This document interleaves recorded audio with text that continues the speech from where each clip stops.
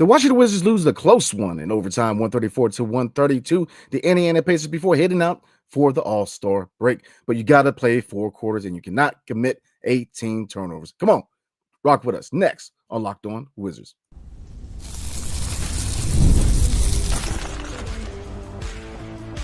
You are Locked On Wizards, your daily Washington Wizards podcast, part of the Locked On Podcast Network.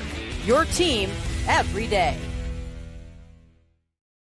Oh, your favorite podcast now has a newsletter. Introducing the Locked On Wizards Daily Newsletter. One stop for the ultimate team and league coverage delivered right to your inbox. Sign up for free now at LockedOnDaily.com. That's LockedOnDaily.com. And start your day with all new free Locked On Wizards newsletter. All right, everybody, the Washington Wizards lose a very winnable game.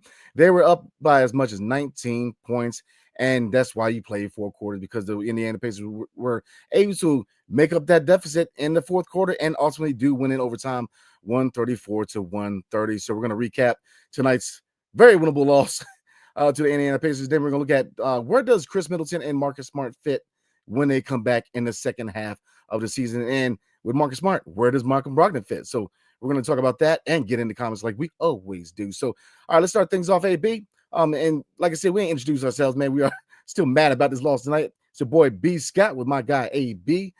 So like I said, we're going to recap this game real quick. So like I said, AB, up by as much as 19 points. I mean, very winnable game hitting into the 4th quarter. And then what happened? In your eyes, was it the turnovers, or what was that key factor that led to the Indiana Pacers winning this game?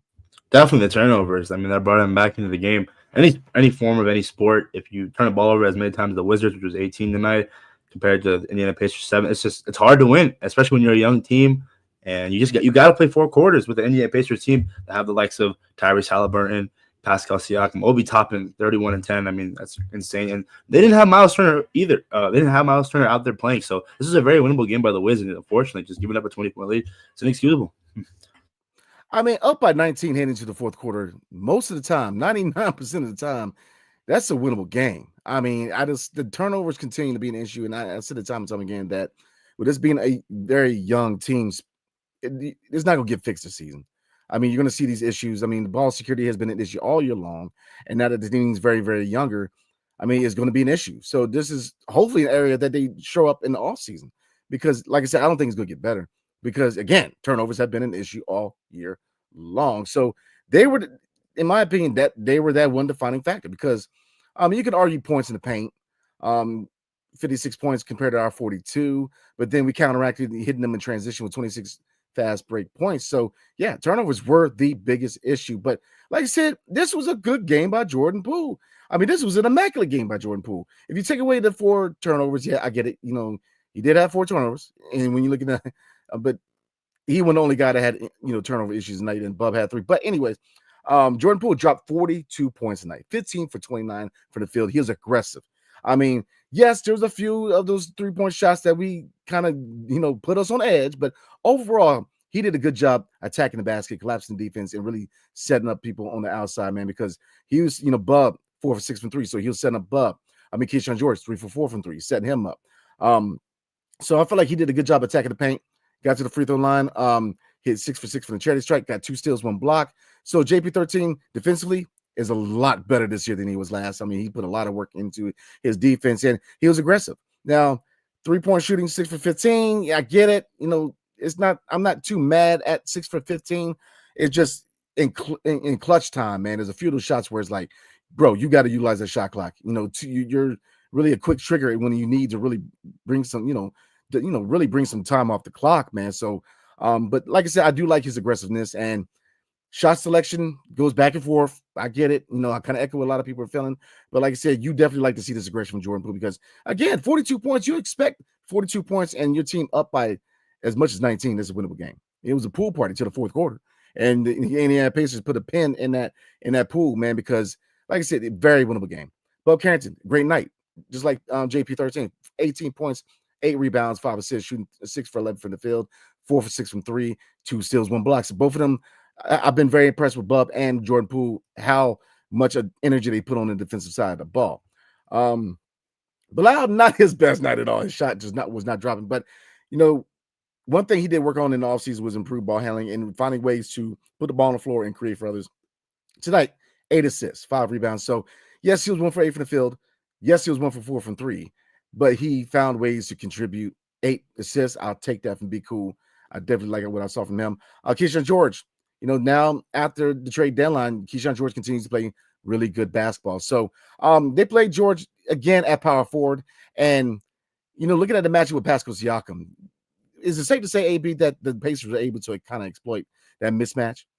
Yeah, with 1,000%. Unfortunately, just the size difference there. It's just it sucks because again, this Pacers team, they're big, man. Tyrese Halliburton, he can pass the ball, and Pascal Siakam, we know what he can do. He was a big part of that championship in 2019 with the Toronto Raptors. So at the end of the day, the Wizards, it was encouraging to see that they were competing, but it just sucked that you were up by 19 going into that fourth quarter, and it's just like again, like this is just some things that we better hope they fix come when they're competing in the playoffs because the Pacers they're in the Eastern Conference, so you're gonna be battling with them whether it's in the play-in or 1 through 8 seeding. Yeah, I agree 100%. I mean, Keyshawn George, man, I just been in one of those nights. Keyshawn George, I feel like obviously he's not the long-term option at power forward, but both him and Justin Shimpany. And like I said, real quick, definitely be, hearts, and prayers go out to Shimpany and Brogdon. Both of them had, head injuries, man. So hopefully it's not long-term injuries, concussions. You can't play around with them, man. So I'm somebody who's had my fair share of concussions between the military and playing sports in high school, man. So I definitely get it. So both of them hitting the court hard. So hopefully both of them are all right. Well, I believe Shimpany was a possible concussion, and Brogdon, I think a knee hit him in his calf. So Contusion. either one of them don't feel good. So I'm saying, definitely want to see them get back to 100%. But I'm with you. I mean, if you look at the second unit, Kispert was on fire tonight. 21 points, 8 for 10 for the field, 5 for 6 from 3. This is what I expect from Corey Kispert. 15 points.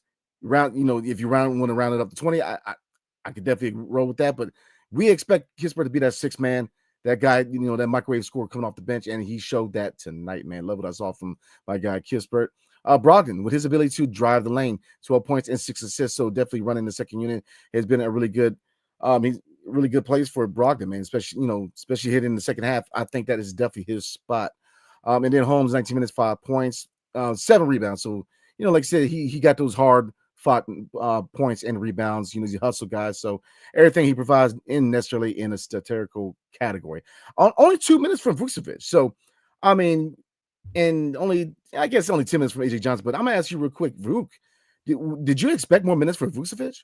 I was looking at it, B. I was wondering why he wasn't playing that much. It came off a great game recently, and the only 2 points. I mean, or 2 minutes. Again, if I'm looking at Coach Keefe, like, what are we doing here? I mean, again, we're trying to showcase our young guys. It's not the first half of the season. Like, why not play him? I get it. Alex Sarr is back, but at the end of the day, he's part of the timeline here. Or at least we hope he is. So. Not playing only 2 minutes, to me, it's very questionable. Oh, I agree. I think it's definitely questionable because in the tall lineup, Siakam at the 4, it was a mismatch against George, man.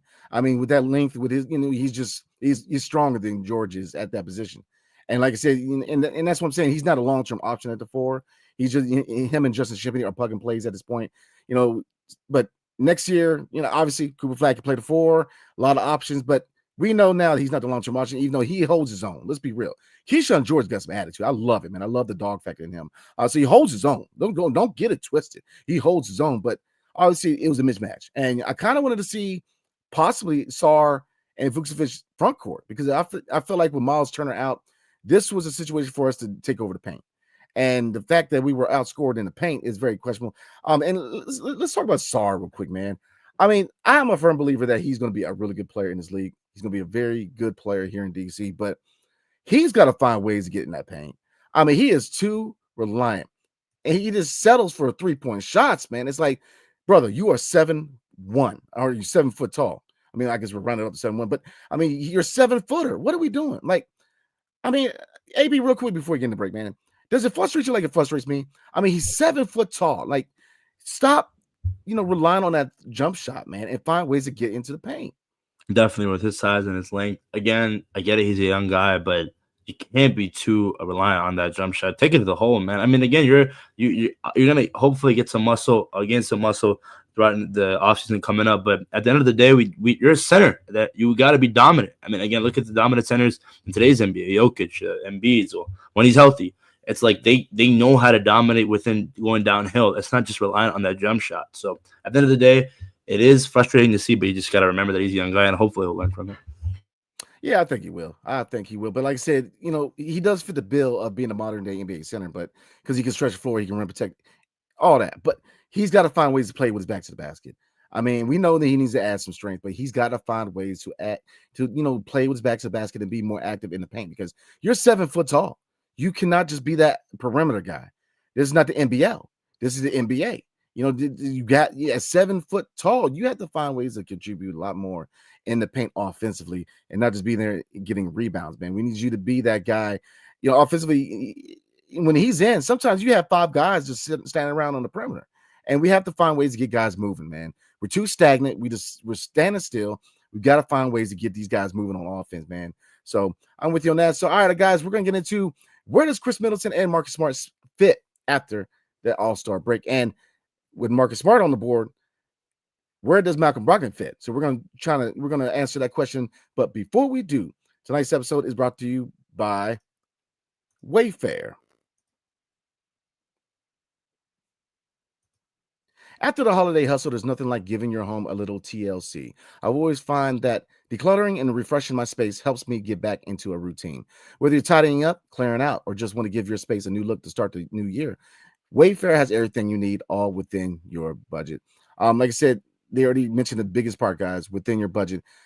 It appeals to every budget. If you want to kind of give your house, your apartment, kind of some new breath, right? Definitely rock WayFair because they give you all you need to refresh your living space. So give your home the refreshing needs with WayFair. Head to wayfair.com right now. That's WayFair.com. WayFair. Every style, every home. All right, AB, let's get back into this thing. So the question is, where does Chris Middleton and Marcus Smart fit in your eyes, AB, when they come back and debut in the second half of the season? And with Marcus Smart now on the team, where in your eyes does Malcolm Brogdon fit? Oh, sorry, B, cut off there, but yeah, it's again with the vets, like obviously mentorship is what I'm hoping to look forward to from these additions of Middleton and Smart. But at the end of the day, I do I see our younger guys play more than them. I get it, like you want them to be because they're still part of the team. You want them to go contribute, but at the end of the day, like having them on the team, it's not going to be that much of a difference when it comes to wins and losses. Because right now, the Wizards, I think the main focus should be, and Coach Keith and the front office is developing these young guys and hopefully, I'm not saying let's tank, but hopefully get that top 3 pick that we can acquire either Cooper Flag, Ace Beal, or Dylan Harper. But when you bring those vets in, you just don't want it to be to the point where we had in the first half of the season where it was, Kuzma or Valanciunas. You don't want to have those guys take up a lot more minutes than our young guys. So you got to make sure, I think right now, you just make sure you have that better balance, that you're more favoring the young guys more than these veteran additions. Oh, yeah. I mean, looking at Middleton, where does he fit? Obviously, I think he's the starting small forward. I mean, you have to see what you have left in the tank. If you want to move him, you got to see what his trade value is. You got to boost it. I mean, look, it's kind of said it on the last 2 videos where we covered what does Chris Middleton and Marcus Smart really add to this team. And again, I don't think anybody really needs to be reminded that you're not getting your prime Middleton. You're not getting your prime Marcus Smart. But I think Middleton now is still a starter, especially for a team that is 9-45. I mean, we can definitely utilize his defense. Has his defense kind of dipped? Yes, but I think he's still an above average defender, a guy who can stretch the floor. And I think that you're probably looking at a scenario where Bilal Koulibaly goes to the 2, which I think that's a good backcourt with him and Jordan Poole. Like I said, I don't see Middleton being an option at the 4. I think you plug and play Justin Champagnie, or you're probably looking at Keyshawn George. I think he's got the advantage of being the power forward for right now to the end of the season. Then obviously going into next year, we look at what our options are, whether it's Cooper Flag in the draft or, where we go from there. But I think Middleton will be the starting small forward because I think they're going to see if they can get that trade value up and see if they can flip him in all season. Marcus Smart. Now, I kind of asked this question to my guy, Joe Mullinex, man, the host of Locked On Grizzlies, man. And, he said for a team like the Wizards, you can plug him at 6 man. And you're probably looking at a guy who can play the 2. I mean, here's the thing. Do I think that to a certain degree, Marcus Smart does kind of cancel out Brogdon? Brogdon showed he can play. Like I said, we say it all the time, baby. It's not a talent issue. It's a availability issue. And, you could argue that he's in his prime contract, keep him around. So if you keep Brogdon around, you're looking at Brogdon, starting, or not starting, but being the point guard for the second unit. Probably looking at Marcus Smart at the 2 guard. So then you're looking at AJ Johnson not getting many minutes, and you're probably looking at him going to the G League so he can get those significant minutes. Probably looking at Kiss at the 3. But then with Middleton, where does Bub Carrington come into play? So that's what I'm saying. You have to give Bub Carrington minutes. So and that's why when I'm looking at it, where the potential fit is for Brogdon now that Marcus Smart is on the team.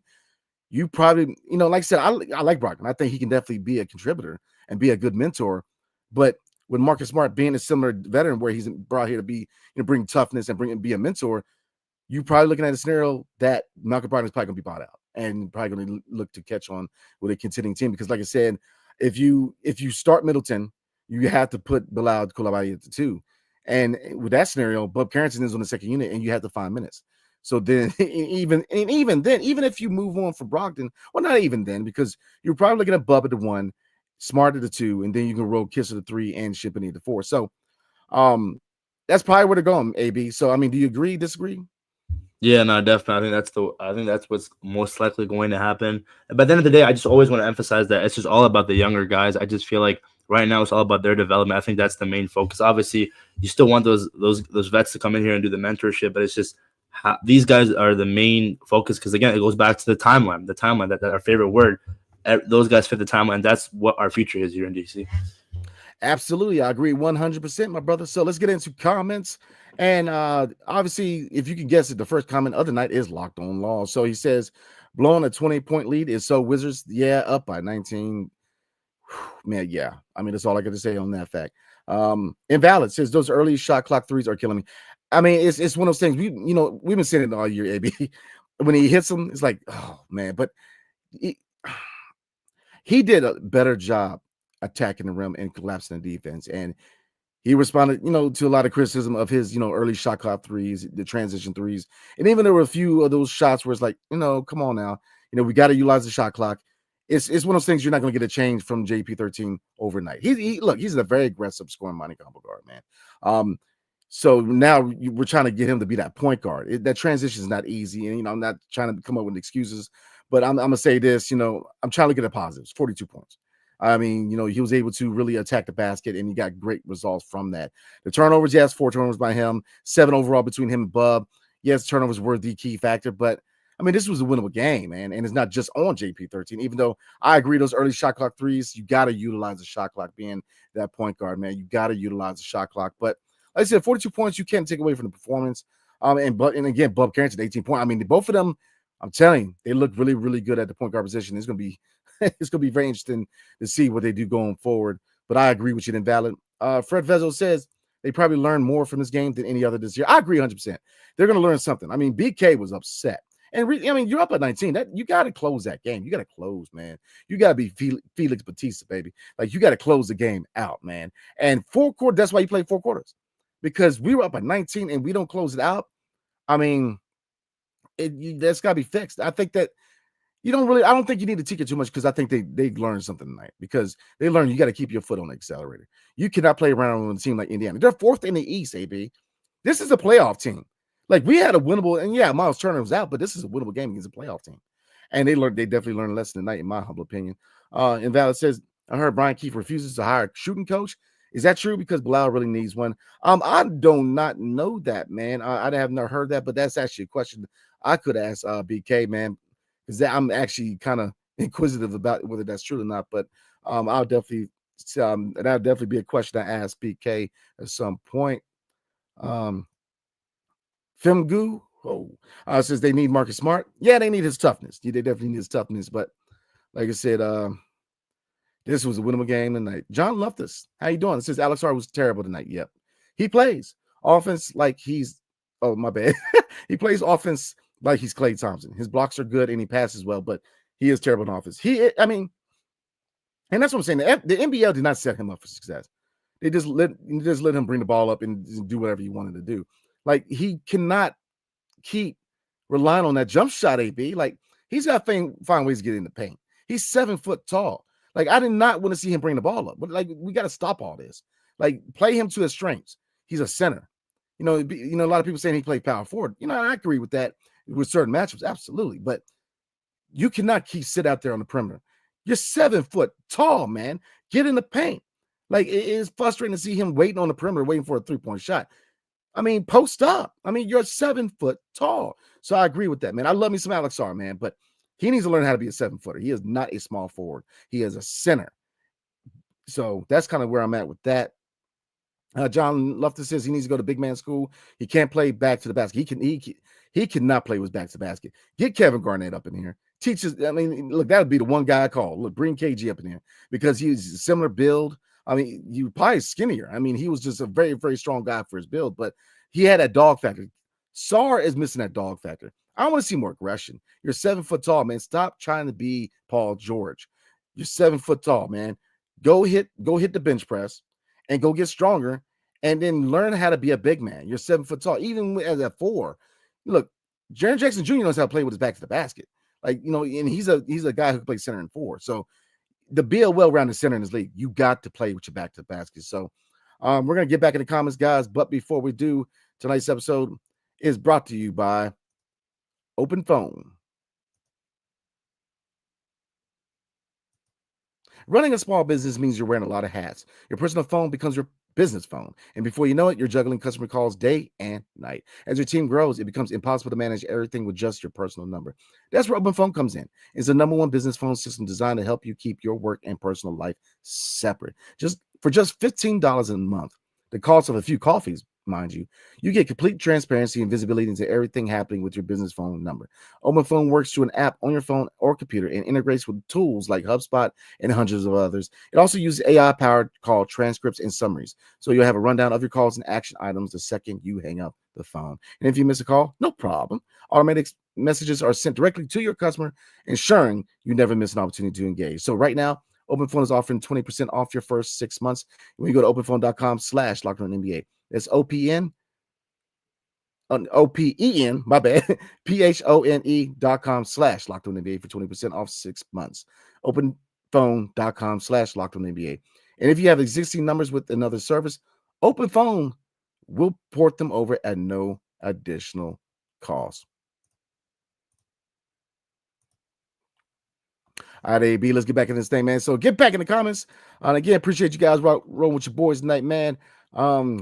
Let's see. Payaka says, I'm not usually the one to criticize BK, but there were a number of calls he could have challenged, which he didn't, which turned costly, along with a terrible substitution to Kispert on. Yeah, that fourth quarter, AB. Kispert had no business being that defensive substitution, man. No business. So I agree with that. A lot of bad calls tonight. I mean, the Pacers got a lot of calls, man. I mean, I get it. They're the fourth in the East, but I mean, call it even game. I mean, they're not Showtime. I mean, they're like, do they have the clout the Lakers do with the Knicks? Like, come on, man. Like, they're a good team. Don't get it twisted. Obi Toppin, man. Woo! I mean, he's really expanded his game. I was a big fan of him coming out of Dayton, man. Oh, yeah, coming out of Dayton and playing for the Knicks, man. I'm with you. He is a high flyer who has put a lot of time in his game because that 3-point shot with Obi Toppin tonight, come on now. He wasn't hitting those threes in New York, man. He really put a lot of time in his game, man. You like to see that. Nomadic Brian says, ouch, so close. JP back on target. Bub, Kispert, Sarr, rusty shooting. Yep. Be cool. Also rough night shooting. Yeah, I mean, be cool. He found other ways to contribute, so I'm not too upset. Do want to see him aggressive offensively, but it is what it is. Sarr, rusty shooting, but he's got to stop, really relying on that jump shot, man. Yeah, I get it. You can shoot it. Yeah, I mean, I can skip, but you don't see me out front of my house skipping. I mean, you got to, at 7 foot tall, man, you have to learn to get active in the paint offensively. Use your frame. You're 7 foot tall. He had some mismatches tonight that he could have exploited because, again, you had no Miles Turner. I mean, you had a really winnable situation in the paint, and I was looking for both him and Rashawn Holmes to really win this matchup and really win the battle of the rebounding in the paint, man, and really prevent those paint points because they killed us in the paint tonight. Equal Player says, I like Poole, and he's a great player, but I want to see the rock in someone else's hands a bit more. Not sure, though. I agree. He's the #1 option. He's that franchise PG right now. He's going to have that ball in the clutch time, man. It is what it is. With being the guy, you want to see him in the clutch moments. But I agree. Like I said tonight, he did attack the basket a lot more. So he was finding, and with his penetration of the paint, he was able to find a lot of people open on the outside, man. And they didn't always capitalize. So, like I said, he did well collapsing the defense tonight in attacking. Still a couple of those pull up transition threes, but like I said, it's tough to turn a scoring minded combo guard into a floor general point guard overnight. So, like I said, this is his first full year being that guy. Definitely give him time in second half, and obviously, the chances are he's going to be the starting point guard next year. So, give him that chance second half, but expectations will be a little higher next year, especially with that being his second year running the show here in the nation's cap. My guy, No Breaks New. How you doing, brother? All I want is to be competitive, and we were. I see the guys developing and playing better. Absolutely. Even in the clutch and the loss, they were better. Only vet in clutch was Corey. They let the kids figure it out. I agree 100%. What do you think, AB? No, definitely. Again, it just competitiveness. That's what we asked for. We were tired of seeing games we were losing, but losing by 30 plus points. I get it. You were winning by 1 point, but this is a lesson. And down the line, this is a young team. Hopefully, there's going to be a lot of mistakes, but hopefully they learn from these mistakes. And seeing Corey Kispert put up 20 points, but we were calling him out early in the season, seeing the inconsistent play, which isn't unacceptable, and him playing better recently. It's a very positive sign. I've been a big fan of him ever since we drafted him. So the Wizards, it's good to be optimistic. Ever since post-trade deadline, this team went on a 3-game win streak. They've been playing better. They put up a good fight against the number one seed, the Eastern Conference Cleveland Cavaliers. So right now, you just have to be patient, optimistic. Obviously, a loss is a loss, but at the end of the day, think about it from the bigger picture. You get closer to hopefully getting a top 3 pick, and just move on. Hopefully, development is there. Yep, I agree 100%, my brother. Let's see. Uptown Drain says, "Yo, my brothers, the team is playing tough and better ball, but Be Cool was a no-show tonight." Yeah, it was his off night, like I said, but he did find ways to get contribute. I love the improved ball handling. He definitely put the ball on the floor and tried to create for others, but the shot just was not dropping. Eco Play says, "Love the podcast. I listen every morning on the drive to work. Keep up the hard work, fellas. Much appreciated, man. Definitely appreciate you guys taking the time out of your day to watch or listen to our show, man. We definitely appreciate you guys, man. So definitely shout out to my guy Eco Plays. All right, let's see. No Breaks News says Poole's best game is a Wizard. Our best game from 3, and Keyshawn is really coming along. He was the rook I was most worried about. AJ needs minutes. Good showing in the loss. I respect it. Go Wiz Kids. I agree on all points, man. Like I said, this is really a learning moment for this young team, man. But AJ needs more minutes. He's a dog, man. But I fear that, Brogdon, Smart, Middleton, we got to find ways to get him some minutes in the second half. Keyshawn, 3 Sean, baby. He's looking good from perimeter, man. I'm trying to tell you, AB. And then Poole, like I said, 42 points. Aggressive. Love what I saw overall. Had some moments to scratch it, but like I said, Jordan Poole's put that work in, man. He's deserved a chance to be that guy. Nitpick, things here and there he needs to change, but like I said, it's tough. It takes time to turn that scoring minded combo guard into a true point guard. So give him some time. Shook Biz, my guy, what's good? Says, man, whoever's in charge of gassing up the Wizards tank needs to understand it's not done until the line hits F. I'm with you on that, my brother. I definitely agree with that. Let's see. My man Backs Attack says, I knew it. This team's not built for overtime. Yeah, I mean, that fourth quarter overtime got us. This was a winnable game. I mean, we should have kept our foot on the gas in the fourth quarter, and we just didn't. We allowed a good team to make up that room, man, and it killed us. Obi Toppin was that one defining factor for the Lakers guy. The Pacers tonight. I mean, Obi Toppin, I'm telling you, man, he really worked on his game. I mean, he's a baller. Igor Lachinkov, how you doing, man? Says, great game. Even though we're not a great team, just keep building that chemistry is literally the only thing we need to do on often. Plus, better percentage shooting, but it's all good. I agree 100%. Better looks, man. I definitely agree with that. So appreciate you rocking with us tonight, man. Gideon says they got to run more plays. There's no way the play was to give the ball to Poole and move out the way. And I agree, man. Set a pick. Like, I think they should have set a pick right there, man. And pick and pop or pick and roll, because I felt like that was a very favorable matchup. I mean, the ISO play and everybody just move out. I mean, I felt like we had a chance to get that game-winning shot, in my opinion. You can argue should have never even got to that point, but I definitely agree with that. Red Wings on one, how you doing? It says a lot of these guys need to add weight and strength. That just comes with time. Absolutely. I definitely think that they're going to, really get in there and put in their work in the weight room in the off season, man. Shook Biz says, Red Wings on one field trip to Ben's Chili Bowl. Hashtag bulk up. Yeah, man. Definitely a few days a week at Ben's Chili Bowl, man. They're going to pack on a little bit of weight. So definitely. Let's see. League Bound says unacceptable. I agree. That's why you play 4 quarters, man. He also says, why would you send AJ to the G League if he's being productive on the court? I don't think that makes sense. He's been the best rookie and he just came. Oh my lord, that speaks volumes about everyone else. Okay, let me. Okay, G League. He played 9 minutes, so and I don't think he scored more than 2 points. Nothing against AJ, man. Um, he's been the best rookie and he just came. I totally disagree with that. I mean, I don't know how you can say he's a better rookie than Bub Carrington. It's I I'm gonna think he's cap this part AB. of the AJ Stan club. I've never seen anyone say this, but yeah, I mean, I get it. He's a young guy, but at the end of the day, he just got here. I mean, give him some time. I think the coaching staff knows what they're doing. There's a lot of young guys in this team. It's going to be hard to give playing time to everybody. Yeah, I mean, like I said, I do believe that AJ is a baller, man. But for the reasons already discussed, I mean, if you have Marcus Smart on the team and Bub Carrington on the second unit, where are you going to find minutes, especially when you got Kispert, Shampenny, Vucevic? I mean, where do you find minutes? I mean, I'd rather him get 25 minutes with the Go-Go than 9 minutes with the Wizards when he's not going to get any kind of minutes. So, I mean, I definitely appreciate the take, man. Definitely appreciate you, League Bound. But that is kind of where I'm at. That's why I said send him to the G League. So you guys let me know, am I right or am I wrong? Let's see. Dan Tico 84 says, go get KG to help him. Yeah, go call KG. Go get KG in DC, man. He's similar build, the guy who, wasn't the biggest guy as far as bulk, but he played tough. He played with a chip on the shoulder. KG is one of the toughest guys I've seen on the court, man, since I've watched basketball in my lifetime, man. Let's see. All right, guys, we're at 31-minute mark, so we're gonna try to knock out a couple more comments, guys. Let's see. Dan Tico 84 says we went away from Kispert. He was cooking. Yeah, Kispert was hitting that 3-point shot at night. He did a great job being that go-to scorer in the second unit. So that's what we need. That's what we need from Kispert, man. So let's see, guys. I'm gonna knock out one more. Giovanni Santana says Poole needs to be traded to a better team. I'm tired of watching these games. AB, I'm just gonna let you have this, man. Yeah, I mean, I it's all about the timeline. You just have to be patient here in Washington. I think what we saw the trade deadline, the draft picks that we got, there's no way you can be optimistic with this team and saying that we need to trade Jordan Poole to a better team. I mean, this dude dropped 40 plus. I mean, he's been doing it throughout this year.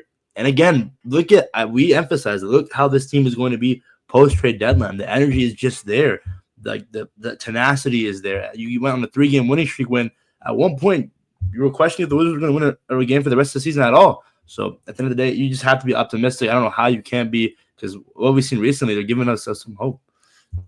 Yep, I agree 100%, man. So this is going to be the last one. This is a good point, too, from my guy, Dan Tico 84 says, let Poole work with Rod Strickland. Oh, man, my man, Rod Strickland. That's a good point. We need to get these guys some development experienced players. I agree 100%, man. Definitely bring in some. I mean, we had Marcin Gortat a couple years ago, right? So he came in to work with the young centers. So I don't think there's any veteran NBA players who wouldn't mind coming to DC and working with some of these guys. KG, I don't see why he wouldn't want to do that. And I don't know where Rod Strickland is at right now, man, but we can definitely go out there. I mean, I think Marcus Smart is going to be that guy that's going to be really working with Jordan Poole and Bub Carrington. Malcolm Brogdon, we'll see. So we're going to go ahead and call it there, guys, but definitely appreciate everybody taking the time out of the night to rock with us tonight. So, guys, this is the last game before the All-Star break. So the next game will be next Friday on the 21st. I will be covering that game. I will be on the media side with that game. So definitely going to go in there and ask these hard questions and get those much needed answers from Coach BK and the players, man. So I will be there for the Milwaukee Bucks and Kyle Kuzma's game back in the 202. So all right, everybody. I see AB over there laughing. All right, guys. So tomorrow we're going to talk about Kobe Jones. What can the Wizards expect from Kobe Jones, the young prospect from the Sacramento Kings trade that we made, sending Jonas Valanciunas their way. So, and again, guys, we're probably going to take Friday off. We'll see. I'm going to holler at my guy, AB, but we might take Friday off, but we'll see. All right, everybody, we will see you guys tomorrow. We're going to chop it up and talk about Kobe Jones. So, hail to the Wizards and peace.